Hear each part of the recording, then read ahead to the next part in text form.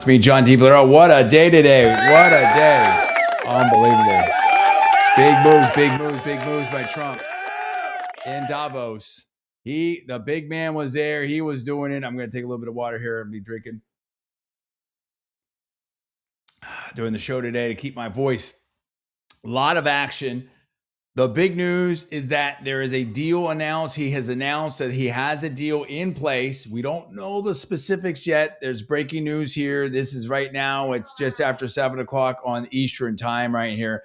And by the way, in the background here, because mom's working downstairs, I've got my daughter playing some Roblox with her friend over there. In case you hear someone in the background, that's what we've got going on. But what a speech. Over an hour and a half in Davos over there in Switzerland. And Trump really gave it to them. No doubt about it. Keith Verboy has a comment. We're going to billionaire, former PayPal, now former Founders Fund partner now with Coastal Ventures. We'll be looking what Keith has said. In fact, let's just put that up here real quick. Let's go right to that here. I had a little back and forth. Want to see if he had a comment for the show. And actually, sorry, excuse me. Let me get my LinkedIn Live going in the background. That's there. Let's go. Let me get the LinkedIn Live going right there. So hopefully that is going to be rolling there. Apologize for that. And here we go. So let's make sure this is on screen here. Let's do that. Boom. There we go. Keith Verboy. Now this guy, Tom Nichols. Don't know who this is. Radio Free Tom, staff writer of the Atlantic. So there you go. Got a big account, though, so congrats to that. Give you some props on that big account. Staff writer of the Atlantic, discussion panels. Okay, no one can be watching this Davos speech and reach any conclusions but that the President of the United States is mentally disturbed. What? Come on now, player. Come on, player. And that something's deeply wrong with him. This is both embarrassing and extremely dangerous, to which Keith replied, "You mean successful and brilliant." Yeah, Keith Verboy. Love it. And I like that comment. And I'm like, yep, looks like a deal on Greenland. We'll be doing a show. Any quick comment regarding Davos, Greenland you want to give that I can cite Verboy show? Okay, so a little late on that, but I had different things going on. I had to take my daughter outside, play around a little bit. As predicted, smiley face. There we go. I love it. Thank you, Keith. Thank you, big guy. Appreciate that. Yeah. I mean, dude, let me tell you something. The people that are along on Team 47, along this administration, along USA, are looking pretty good right now, are looking pretty smart right now, in my opinion. This is turning out better and better. Now, there's a long ways to go, players. There's a long ways to go. And when I tell you, I talk to the top people out there. I talk to the billionaires, talk to the tech bros, stuff like that. I'm not saying I'm in the inner circle. I'm not hanging out on the yachts. I'm not going to St. Bart's. I'm not going to Aspen. I'm not going to, tell you right, all that type of. But I'm just telling you that we're in the conversation, peeps. We're in the conversation. We're talking to people. We're talking to the bigwigs. The message is getting out. The communicado. Now, so how many people are talking about IMO, in my opinion? How many people are saying not cashing aspersions? I mean, who do you think that's coming from, peeps? I'm just saying, I'm not alleging. I'm just saying maybe a lot of my stuff's getting out there. Who's talking about some certain person being a shock jock, and who I think that person's addressed himself. I don't want to swerve and all that type of stuff. I'm just saying, you know what? I listen to people. Maybe we're getting some stuff out there. That's why the show is important. Because we're trying to cover stuff in a serious way, and we're also having some fun and doing all that type of stuff. But listen, I'm a political expert, media expert, been involved in the game. For those that don't know, if you don't know, let me tell you, I've been involved in like working on whatever, like U.S. Senate, congressional campaigns since like 7th grade, players. And I've advised for multiple congressional U.S. Senate campaigns coast to coast. Okay. Poli-sci undergrad at Berkeley, law school at Berkeley. Hello, go Bears. There we go. I gotta keep that water flowing. And, I've been doing major market talk radio in Salt Lake City, San Francisco, Sacramento, Miami, Tampa. I've been covering these issues. I've been in it. My dad was, up for being in Henry Cisneros, under Henry Cisneros and Clinton's cabinet. My brother was being talked about being in in HUD and for the Biden administration. So I know some things, peeps. I know some things. I'm out there. I'm doing some stuff. I know some stuff. There's no doubt about it. But and listen. So I appreciate that from Keith, and we like that conversation. We want to continue that conversation. And that's Paul, the little brother Paul. Okay, I gotta get him hooked up here. Paul, we're live. We're live right now. 1 second here. Let me see. I'm gonna put you on speaker. Don't say anything yet. Paul's got some things to say. He's been covering the story. He's been putting it up. I just updated my phone. That's good. Okay. So hold on. I'm trying to get this thing connected here so you guys can hear him at home right here. Just give me a second here, Paul. Oh my gosh. What are we doing? I can't deal with all that. Okay. Here we go. Give me a second, peeps. Let me get to the Bluetooth. Is this, I don't know. It's like kind of acting funky right now. We may have to do this on speaker, Paul, because I don't know. It's sometimes the system wants to work. Sometimes it doesn't want to work. Most times it works. I love the system. I'm not saying, okay, we're not doing that. We're going to go straight to the speakerphone here. I'll tell you when to come in on this. So I just talked about Keith Raboy and what Keith has said right here. We're gonna go to the president's comments at Davos. Long speech there. So we'll just kind of dip in and out. I don't have the clips up yet, but I want to get your comments, Paul. Go ahead and tell me what you think about this. Do you have any updates on the actual deal in Greenland? A lot of people were talking that the sky was falling, doom and gloom. Oh my gosh, the stock market, NATO, and everything like that. What is your response on this? How do you feel about this situation right now? Well, the deal was basically made, or the framework was agreed to after Trump met with NATO Secretary General Mark Rutte today in Davos. And what he said afterwards was that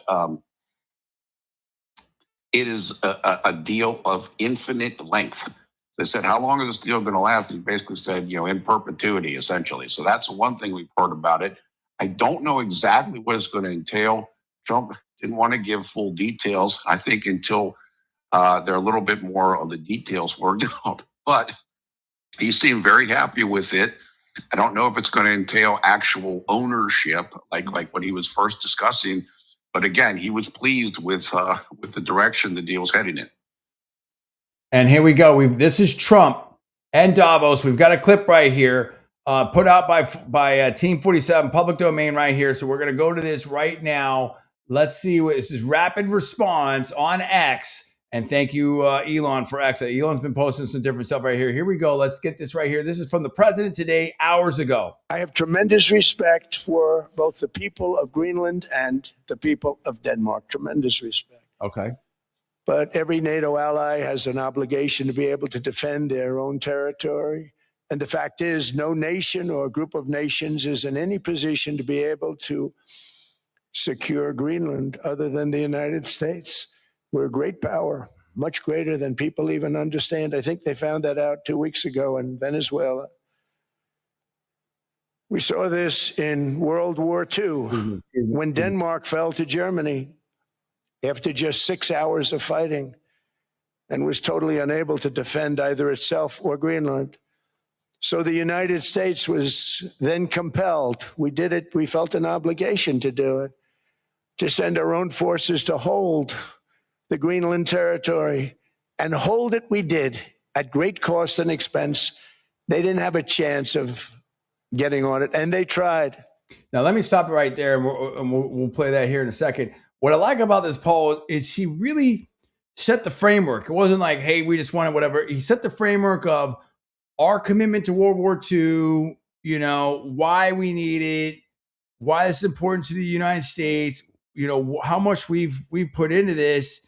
Denmark's, I think it really set the table. I don't think people were prepared for this kind of history and backstory on it. Would you agree with that?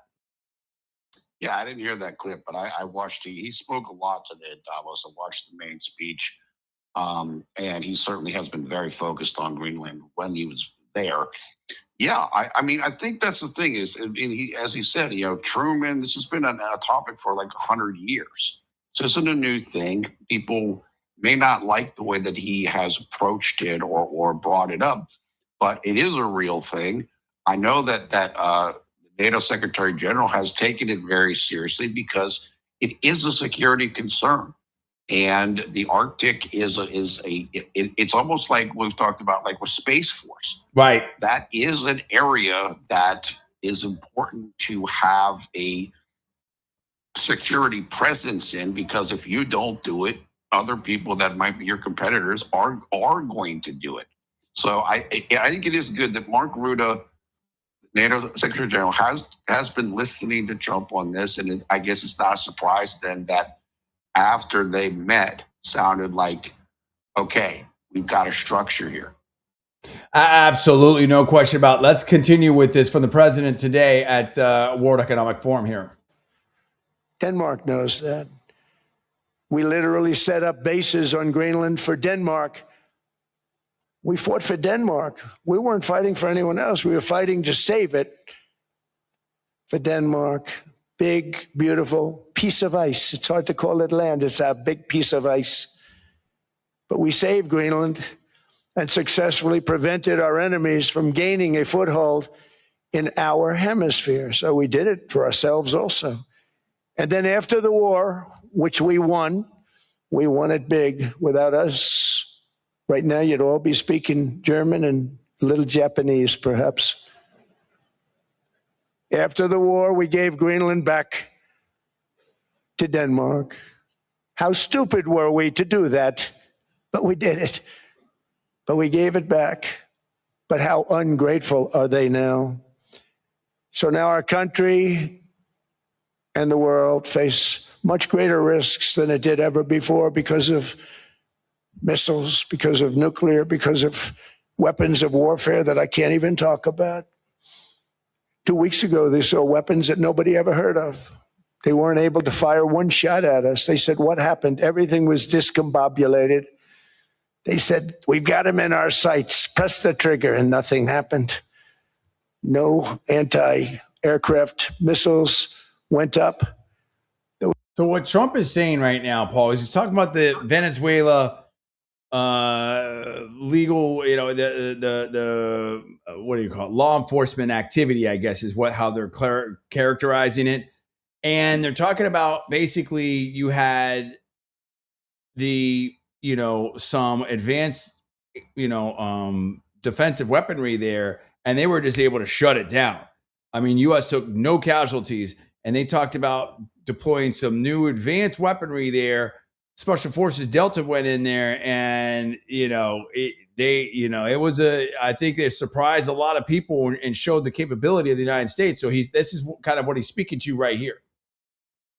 It was one that went up about 30 feet. I want to know the stuff where he spoke to the media 2 times after talking to Mark Rutte. You can go to my X, and they're both there. One is he did a general gaggle. That's the last thing I put up on my X account today with a couple people, including CNN. Okay. And then he also did an interview with Joe Kernan, CNBC. So both of those instances, he talked about the Greenland stuff. But again, he didn't say a lot of specifics, but he did talk to the media twice after kind of, I guess, coming to a framework of a deal. Okay. Interesting. All right, let's get back to this right here. And if you, I think we could see the chats from Rumble and YouTube. If you want to put a chat out there live, we can try to take a look at that. I don't know if the other ones come over or not, but we definitely want to hear from you and the audience out there. And if I don't see something live here, then I'll respond to it later as we can. Here we go. The rest of the president comments on Greenland at the World Economic Forum in Davos, Switzerland today. It didn't crash down right next to the people that sent it. They said, what the hell is going on? Those defensive systems were made by Russia and by China. So they're going to go back to the drawing boards, I guess. Greenland is a vast, almost entirely uninhabited and undeveloped territory. It's sitting undefended in a key strategic location between the United States, Russia, and China. That's exactly where it is, right smack in the middle. Wasn't important nearly when we gave it back. When we gave it back, it wasn't the same as it is now. It's not important for any other reason, everyone talks about the minerals. There's so many places. There's no rare earth, no such thing as rare earth. There's rare processing, but there's so much rare earth. And to get to this rare earth, you got to go through hundreds of feet of ice. That's not the reason we need it. We need it for strategic national security and international security. This enormous unsecured. So what he's saying there, Paul, and reading between the lines, is a lot of people, I think, were criticizing like, oh, America's trying to take the oil and America's trying to take the resources and they're being a bully and stuff like that. And they really showed that like Greenland is right in between like Russia and the United States. And it, they're right near the Arctic Circle, where I'm sure a lot of it is in that Arctic Circle. I believe I got to see it. Got to get the map out here and see. In fact, I've got a globe behind me. We might break the globe out here in a second. And really, it's probably easier if I just show it here and do a screen capture. But I mean, it's a security situation, and he's basically saying like, look. The prime interest is for the Golden Dome, which is a different version, maybe a more updated version or a anti-ballistic missile version of the Iron Dome, which we gave to Israel, right? And has been used quite successfully there. I think that's what he's speaking to there. We've got about 30 more seconds here for the president on this clip. 1 second, and then I'll get your comments. Ireland is actually part of North America, on the northern frontier of the Western Hemisphere. That's our territory. It is therefore a core national security interest of the United States of America. And in fact, it's been our policy for hundreds of years to prevent outside threats from entering our hemisphere. And we've done it very successfully. We've never been stronger than we are now. That's why American presidents have sought to purchase Greenland for nearly 2 centuries. There we go. I mean, Paul, what are your comments on that? Well, I couldn't hear what he was saying, but basically, look, Greenland is extremely important where it's located in the world, in the Arctic area. And again, it's something that's not new. It just hasn't been focused on in a long period of time. So I think a lot of people agree with Trump on that account. And again, NATO Secretary General, who NATO's in the business of protection and security, they agree apparently. And I think that Mark Rutte that helped move the ball forward here on getting a potential deal done. Now, we see some different things here. I don't want to get too swerved here, but we're seeing some different stuff here. I'm on the Rapid Response 47X account here about Canada. Now, Greenland wasn't the only thing in here. This Canada situation is getting kind of interesting, to be honest with you. And we have something here where, history, the United States Trade Representative, is saying, quote, history does not swing on the hinges of Canada's geopolitical decisions.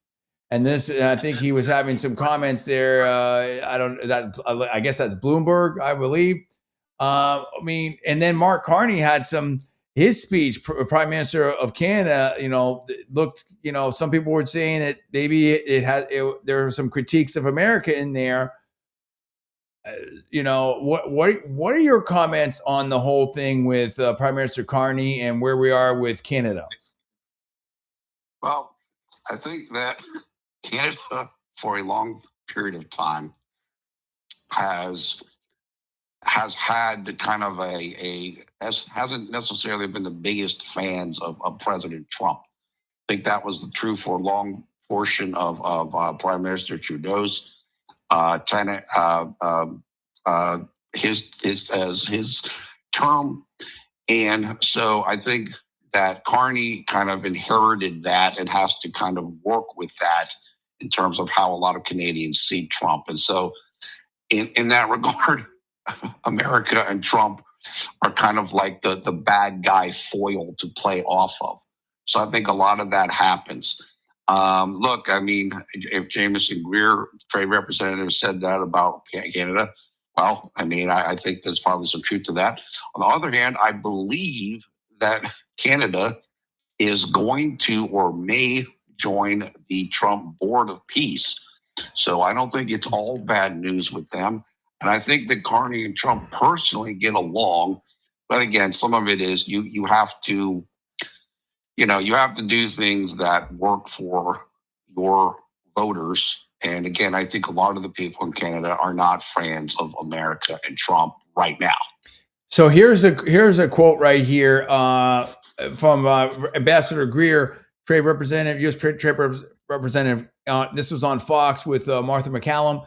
Quote, we're entering into a period where some of the economic rules of the past are no longer effective, where some of the security arrangements may need to be rearranged. So I think that's pretty interesting right there in terms of, just signaling that we're making moves. Trump's making moves. The U.S. is making moves.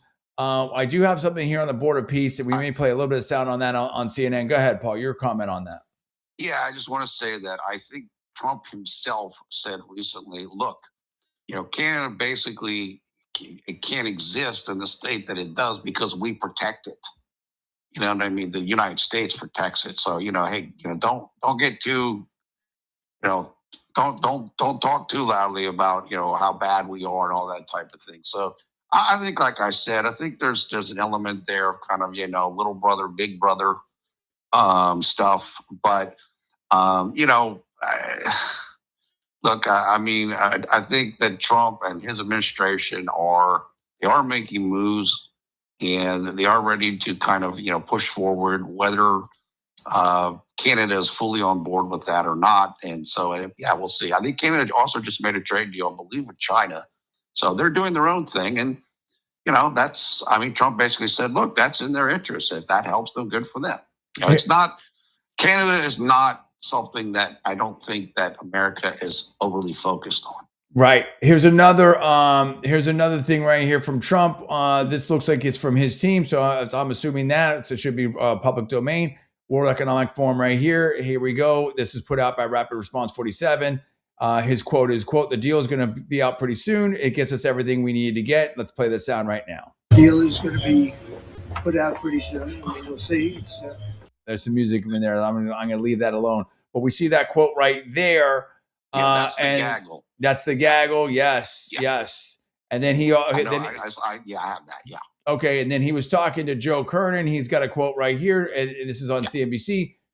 Quote, well, we have the concept of a deal. I think it's going to be a very good deal for the United States, also for them. And we're going to work together on something having to do with the Arctic as a whole. It has to do with the security, great security. Yeah. And I believe that his interview with Joe Kernan was the last thing he did on the day. So that's when he probably would have the most formulated thoughts on Greenland and the deal and so forth. Oh, fantastic. I think this is big. Now we have something here. And it's now this is a side note here. Now this is on the Board of Peace, as you were talking about here.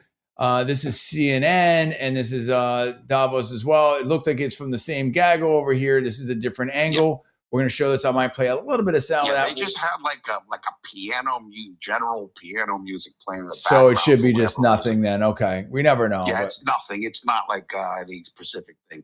Okay. And it's like elevator music or something. Right.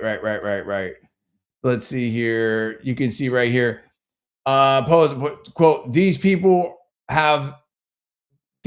that have tremendous influence. I think the Board of Peace will be the most prestigious Board of Peace ever. It's going to get a lot of work done that the United States should have done. So, And that the response to that, the reason why he said prestigious is, I think Caitlin Collins of CNN asked him, hey, why are you putting Putin on here? Putin, because he's like, you asked Putin to come on, didn't you? He's like, yeah, and he accepted. And he's like, because these are people that get things accomplished and get things done, and that's what we want. There you go. Absolutely. So that's the president over there in Davos. A lot of activity, Paul. I mean, it's a lot of activity. He accomplished a lot.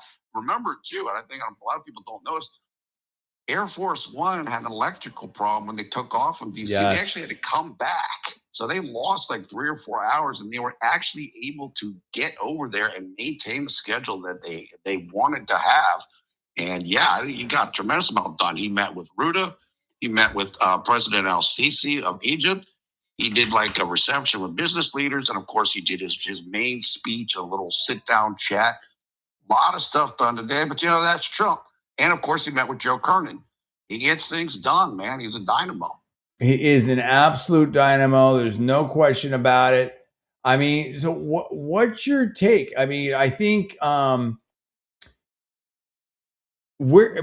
there's so much that went into this speech, and I'll probably play some, we'll probably just it's a long speech. It's a long speech, so we might kind of dip in a little here, a little there on some of that because there's so much coverage there. But what's your take on this speech? I thought it was great. And I thought it was, I think there were some people like, oh, he's really going to kind of take it to, Europe and everything. Well, yeah, he kind of did. But, I think it was pretty complimentary, just more like, look, the USA is going to do what we need to do. And it's time for, to get back to big growth and not into kind of like silly stuff like wind farms and all this stuff. And, we're moving forward. We're going to get things done, but we're going to also hit on affordability and all. I thought it was an excellent speech. And, I thought it was well received. I mean, like I said, it was a 72-minute speech. It was long, but I thought it was good. So we've got some highlights here. This is the White House, public domain, obviously. And this was something they put out here. Headline, in Davos, President Trump outlines bold vision for American prosperity, transatlantic strength.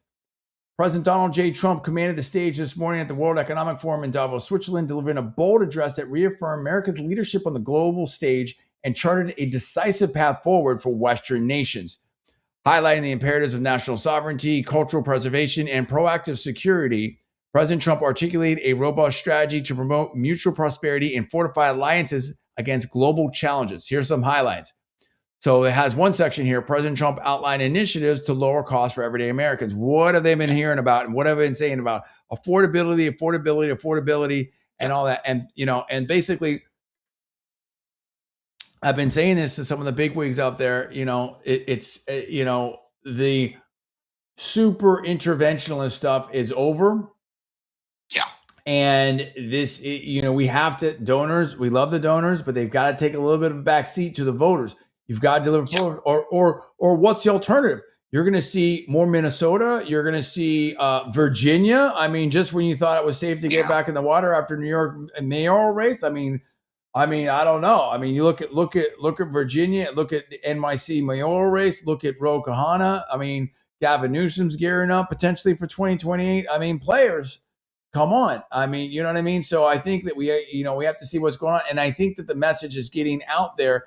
They want to see that it's not that, listen, I want to make this about Greenland and Davos and stuff like that. I want to get sort of, although Trump covered all kinds of different things, but I don't want to reiterate everything that I said before, but basically to revise and extend a little bit of that, it's everyone can say what they want to say. Total free speech for everyone. Okay. So anything impinging free speech, we're not listening to that. We're not having any of that other than whatever's, the Supreme Court has already put out there, a long time ago.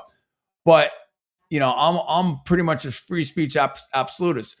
But basically, like what we're talking about is that we have to show that the representatives are responsive and are taking care of and are thinking about the average everyday American, stuff like that. Now, that doesn't mean if you're fill in the blank, it doesn't matter. The farmers in Iowa, Bill Ackman, Wall Street, tech bros, whatever your thing is. That's fine. You want to talk about it, you want to put it out there, whatever like that. But,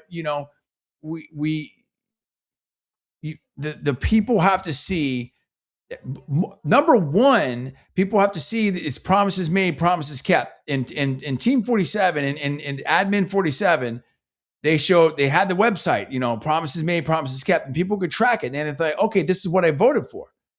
And I think where we got a little bit off is for whatever reason, there's a perception that, wait a minute, Trump's not doing what he said he was going to do. Whether I'm not going to bring in different issues up right now, but there's different issues on a range of issues. It's not one issue; it's a range of issues, and yet it was donors and foreign policy and hey, what about the border and what about affordability and what about a lot of things.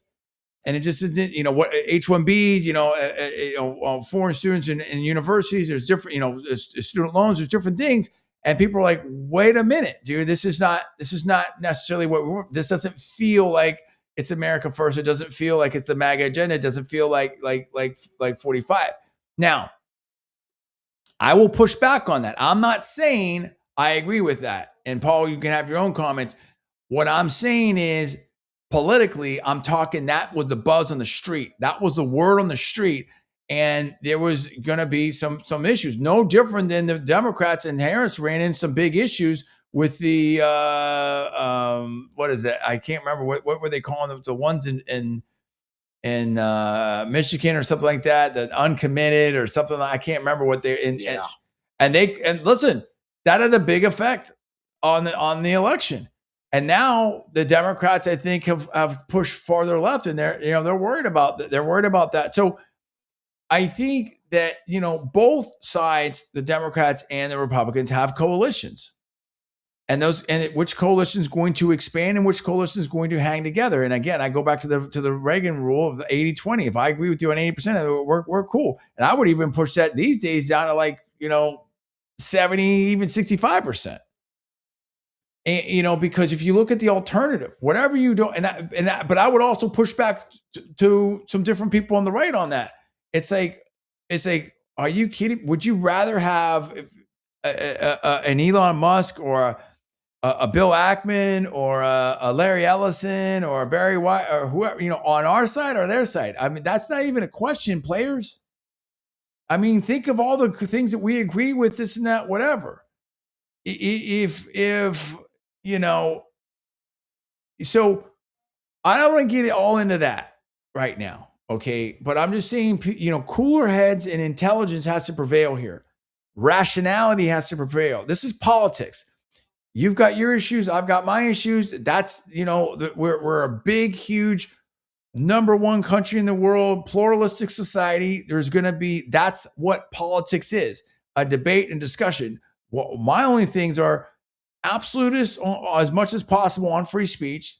Don't try to cancel anyone. Let's discuss it and let's get through this type of stuff. So getting back to this. So I think to that point, as I think I think the administration's heard it, not just from me, but from a lot of people over there. Obviously, I'm one little small, but whereas you guys, I proved to you, part of the conversation here. That means that you tuning in, you're part of the conversation, but if you give me comments that I can then pass on and stuff like that, in my opinion. And that we see that the number one thing they're pushing here is this affordability situation for quote unquote everyday Americans, lower cost. So they're talking about home ownership. They're talking about getting private equity, big private equity out of that. That doesn't mean that you grandma, mom, pop, if you own 3 or 4 homes, whatever. I don't know what the numbers are. That I think Trump's cool with that, but it's like I'm talking about like the big private equities that are buying up hundreds or thousands of homes, stuff like that. That's a different thing. So corporations, right? For people instead of corporations, and Americans will not become a nation of renters. So banning large institutional investors. You can read this as just as I can right here. I'm just going to kind of hit the highlights here on it. You don't want to hear me read this whole thing. Okay. And then also like trying to purchase bonds to bring down interest rates.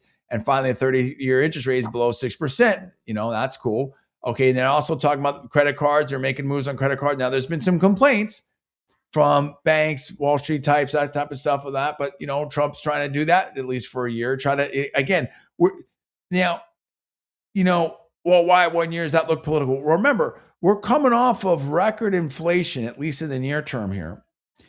And as that inflation cools off, it's just maybe an attempt to get some relief for Americans, because a lot of Americans, they were only sort of getting by way of their credit cards, Paul. There's some people living at the lower end here, and they may now be paying these big rates, and which they can't get ahead on and they can't get out of, if you will. I mean, do you see what I'm saying on that? Yeah. I mean, the thing is this. I think the economy is getting really starting to kick in. But you and I have talked about this off air before, which is people on the lower end, people on fixed incomes, people that live off of Social Security or disability, they're still dealing with cumulative high cost. And so they aren't participating necessarily in the bigger economy. They're retired, so they have again. They are struggling more with the inflation that really took place in the Joe Biden era, and that Trump is still trying to get down. Those are the people that are really having a hard time right now, and that's who I think they're starting to turn to. Two things about the affordability stuff. One, Trump said today, and I don't remember where it was. I think it was today, maybe it was yesterday, that he believes that he is going to be able to do tariff dividend checks without going through Congress. So that's very interesting. Yeah, they were thinking we were talking about like a $2,000 check or something. So we'll keep tabs on that. And he said it would be income limited, just apply to a certain lower income type, middle income people. Secondly, he said today, and again, I don't remember which discussion it was in, that he, as you mentioned, he is capable, and he's like, look, I can get the interest rates, the mortgage rates down to a certain, very large amount. But he said he doesn't want to hurt existing homeowners. He wants people to be able to come in, but he doesn't want to totally tank the value. He did say that. Already have homes. So there's that little tension there. And so he's trying to, look at this. But I think, as you said, we have definitely seen the administration turn their focus more from the external to more the internal. And I think that, a lot of people are happy about that. No question about that. No question about that. So just continuing on here real quick. So then he goes to showcase remarkable economic achievements. And he talked about, how bad it was under the Biden administration. Okay. And now how he's turning things around. And he talked about how he slashed the trade deficit by 77%. That's in the monthly traders. That's a massive right there. And he talked about how before they were doing, the quote green news scam, okay, in Europe. So he kind of pushed back on that, but he said, nope, this is more like drill, baby, drill. U.S. natural gas production is all-time high. Oil is up 730,000 barrels a day. Price of gas is under $2.50 a gallon. Okay, then he's also talked about, 12 months has removed 270,000 bureaucrats from the federal payrolls. That's Doge. It's getting back to that. Cut spending $100 billion, 27% in a single year. Largest tax cuts with a big, beautiful bill right here. No tax on tips, no tax on overtime, no tax on Social Security. So, I mean, that's great. Now he talked about, European Union stuff. USA is the economic engine of the planet. When America booms, the entire world booms. Okay. And so basically they're just walking through this stuff. And he's like, look, in recent decades, it has become conventional wisdom in Washington European capitals that the only way to grow a modern Russian economy was through ever increasing government spending, unchecked mass migration, and endless foreign imports. This was the path of Sleepy Joe Biden. And he's basically saying like, look, it sounds like he's going to make a change on that. And what he says right here, quote, the consequences of destructive policies have been stark, including lower economic growth, lower standards of living, lower birth rates, and talking about all that, right? Now he's basically saying that, look, we care about Europe, okay? We will like the bonds that we share and all that. But that, I think he's also going to look a little bit more internally. Now I talked about Minnesota, and he's saying that the West cannot mass import foreign cultures. Okay, so you can read it right here and what the president said as far as that. So look, I think you had a wide range of comments there. It was a long speech. He covered a lot of ground, and it's very interesting. What's your take on this, Paul? Where do you feel like we go from here? Do you think that the president has got the focus here? He's ready for the midterms, ready for 2026. Elon Musk, I know, is going to be involved. President Trump has already made some endorsements out there. How important do you think that this Davos trip and this Davos speech was by the president? I think it was important. Not the least of which is the Greenland stuff. We actually got an agreement and formulated, but also just to reset the boundaries. To reset the discussion. We've been talking a lot of stuff recently on Minnesota and all. This kind of changes things, and of course, Davos is an economic forum, so it's you're going to talk a lot about economics. So I think it was important. I think the trip is primarily done. I think tomorrow they're going to do like a short thing, like a kind of a signing ceremony for the Board of Peace, and then he's going to leave. So this was the main day, and I think it was pretty successful personally. But as far as midterms, all that stuff, I actually was looking at a piece just maybe put up a couple hours ago in the New York Post, where they talked with some of the team, like Susie Wiles, They said, look, we're going all out in midterms. We're sending him out. He's going to go out campaigning like 2024. So I think that, look, there's some challenges, obviously the historical challenges of the party in power losing in the midterms, all that type of stuff. But I think that, they're feeling like, look, we're going to go full throttle on this. The economy is going to be in a better position then. And we're going to go for it. And people like Elon's already given $10 million to the Senate candidate in Kentucky. So I think Elon is definitely ready to spend. So I think it's an uphill climb, but I think they're getting ready to put their best foot forward. Interesting. Now here we go. This is we're getting something here by Axios. By Barack Ravid. Let me put that up here. This may be some interesting insight here, but I'll talk about this first. Kalshi here on X. Break is a couple hours ago. Odds U.S. takes control of any part of Greenland surged to 70%. That's huge, and that may be. Wait, say that again? Odds the U.S. takes control of any part of Greenland. Now, I wonder if they're going to do like a Guantanamo-esque situation or like an Antarctica thing where like maybe multiple nations control stuff or no one controls or you can have different bases there. Or, I don't know all the rules of Antarctica, but certainly with Guantanamo, like, okay, it's Cuba, but we have our base over there where we've got control, where basically where we can come in and have the military presence in the bases and the strategic security setup that we want to have. I'm gonna go to this Axios thing and we'll read it together in real time. But your comments real quick as we go to that. Yeah, that's interesting. That's a significant portion, and maybe that I guess they obviously feels pretty good about that. Here we go. Greenland proposal Trump endorsed respects Denmark's sovereignty. Sources.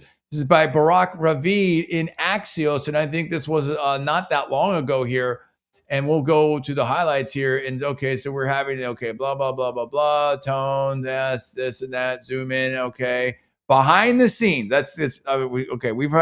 We've seen all that. All right, we've been talking about that. Here we go. Two sources with knowledge of Rute's proposal. Okay, said it does not include the transfer of overall sovereignty over Greenland from Denmark to the United States. Interesting. The plan includes updating the Greenland Defense Agreement, okay, which allows the U.S. to build military bases, the islands have its defense area. There you go. What did I just say? Okay. And Guantanamo. Mm-hmm. And there's also includes sections on increasing security in Greenland and NATO activity. So, I mean, listen, we'll see. But I think that I think obviously Trump feels good about it. And obviously he feels like there's something happening here. And we appreciate that from Axios. Axios there. Again, you could, the new article from Barack Ravid, that is on Axios.com. And so, yeah, I mean, TBD, we will see what happens there. But so far, so good. A big speech from the president, a big day from the president. And I got to feel like Trump is back in command. Now, there's a lot to be done, but you can see things kind of lining up here. Venezuela, if he gets the oil set up there, the Board of Peace, he's made moves on that. I mean, if that gets done, and you've got some news on that, Paul. I think there was like 7 different nations involved there: Turkey, Qatar, Saudi Arabia, others that are involved in the Board of Peace there. That's huge. If that gets done, if we can, figure out the Iran thing and maybe ease things happening there, we don't know. That's an interesting situation. We would love to see the Iranian people free. We would love to see that country being free, free in democracy. At the same time, we want another Afghanistan. That's a whole different subject, a whole different thing like that. I've already talked a little bit about that, but the main thing there is obviously support the Iranian people, but the American people don't want to get engaged in another war and boots on the ground. And the polls are overwhelmingly in that direction. Affordability. We got to figure out the whole, ICE enforcement stuff, the immigration stuff. There's just a lot of things going on, but you can see how things are going. Maybe they do something on it looks like we got a deal on Greenland. Maybe we can get better situations and deals in Mexico. Canada's on the table in terms of the getting the deals done on that one. USMCA is coming up again, so it looks like there's going to be bilateral deals with Canada and with Mexico. People have talked about Cuba, what happens with Cuba, but if Trump can start solving this Western Hemisphere, getting it in a better situation, we've got Honduras, we've got Argentina, Malay, and others. Who's the president down there who starts with the B? I'm losing it right now. I can't remember. In Where? Honduras, is that right? Honduras or Ecuador? No, not Ecuador. No. Oh yeah, El Salvador. El Salvador. Excuse me. Yeah, gosh, I can't remember his name right now. Can't remember his name right now. But things are changing in Latin America. Things are changing in Central America. And, what's going to happen with President Sheinbaum? Trump's talking about the cartel stuff. We're seeing drug rates. We're seeing all kinds of stuff down, decreased a lot. There's a lot of different situations happening here. Economy is going up. Stock market has been doing better. Inflation is going down. You can see how things are starting to turn around here. And Trump's saying, listen, we're going to put some tariffs in here. We're going to pull back on something. We need NATO to step up. It's not going to be all us. We can't just fund the world on everything. We can't be the world's policeman either. We can't just be militarily engaged everywhere in all these different wars, solve every problem out there, pay for all of it.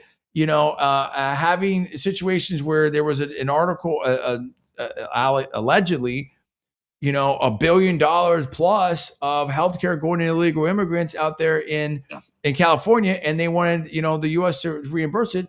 There's limits to everyone's budget and stuff like that. And I don't, so I'm not sitting here people know where my politics are, and I can't really go into any depth on specifically any one of these specific issues.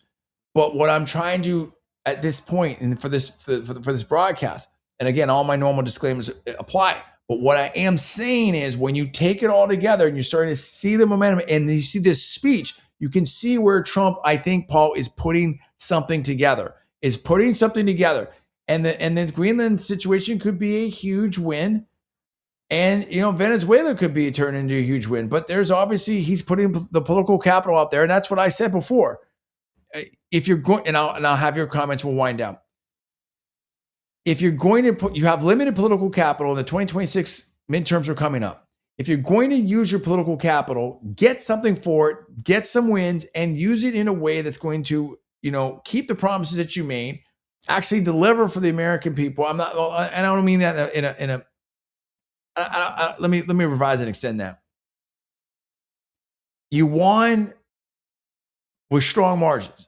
And listen, on the MAHA front, what they're doing to HHS, FDA, Dr. Makari, Secretary Kennedy, Dr. Oz over there, they are doing amazing things. And people are like, this is what we voted for. So you, at a minimum, you have to deliver what you voted for. Keep that base together. Now, you want to also deliver and expand that base and do other things that are going to benefit all American people. When people see like, hey, the economy is good, I got a job, gas prices are down, I can buy a house, all these types of, student loans, different things like that.